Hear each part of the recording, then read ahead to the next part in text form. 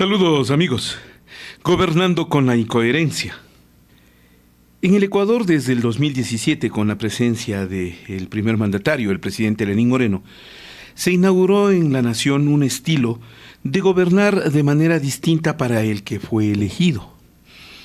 El gobierno, el actual, era parte de un proceso denominado Revolución Ciudadana, con una tendencia de centroizquierda, muy respetable, por cierto, y que ganó las elecciones en dura lid contra Creo y las fuerzas de la extrema derecha. En cuestión de días, ni siquiera de meses o años, en días, el gobierno sacó de por sí y ante sí un plan que lo tenía preparado con el fin de separarse definitivamente de la Revolución Ciudadana e irse con las fuerzas de esa extrema derecha que le habían combatido, juntarse con quienes eran sus enemigos políticos o sus rivales, que le habían desconocido, que le acusaron de fraude, que le señalaron como el culpable de todos los males que asolaban al país, según ellos. Han sido 2 años de incoherencia. Incoherencia que va desde un llamado al diálogo en el que no incluyó a Alianza País, pero sí a los demás, una serie de entregas de cuotas de poder, una serie de traiciones a sus partidarios que terminaron con gente en la cárcel, perseguida, expulsada de sus empleos, al grito de hay que acabar con el correísmo y por lo tanto tomarse todos los cargos posibles. Como es cuestión de carguitos, empleos y reparto de puestos, entonces ello significó la presencia de grupos que hasta ayer nomás eran odiosos y rabiosos opositores a Moreno. Hablo de ruptura de los 25. Después de eso, lo menos que se esperaba el país es que esa incoherencia les lleve a juntarse con quienes eran sus más terribles agitadores en contra. Me refiero a Creo. El espectáculo de ayer amerita que se reflexione seriamente. ¿Por qué? Porque en un momento determinado, la asambleísta Ana Galarza fue la más radical de las opositoras a Moreno. Le inculpaba fácilmente. Como en su discurso había ataques en contra de Rafael Correa, entonces no había ningún problema.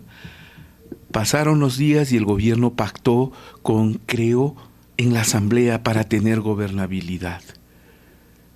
Ana Galarza fue destituida por los diezmos, por cobrar cuotas extraordinarias a sus empleados. Fue denunciada por su propio asesor. Y ahora que se encuentran escandalizados con un punto crítico como es las cuentas de la Unidad de Análisis Financiero, el gobierno resuelve otra vez caer en incoherencia e incorporar a Ana Galarza, pese a todos los conflictos legales que han surgido, como gobernadora del Tungurahua. La reacción no se podría esperar. Muchos se manifestaron en contra y se fueron radicalmente al otro lado para exigir que el gobierno no caiga en una nueva incoherencia. Yo no sé si las versiones sobre el nombramiento de Ana Galarza tenían algo de razón, pero se le vio en Carondelet, según muchos. Otras, como una presumible versión de Guillermo Lasso que negaba que esté ya en ese partido, en Creo. Lo cierto es que ayer tuvieron que retroceder y decir, no hemos pensado en cambiar ni en nombrar nueva gobernadora. Quedó flotando en el ambiente que este tipo de incoherencias no llaman la atención. Así viene actuando el gobierno desde el principio, de manera incoherente en términos políticos. Cuando los empresarios, la extrema derecha y los otros proclaman aplausos en favor del mandatario, hay que recordarles que no fue esta la promesa del gobierno, que éticamente no está cumpliendo con lo que se comprometió, y peor aún, que están haciendo exactamente lo contrario a lo que firmaron en notaría y por lo que deberían ser destituidos.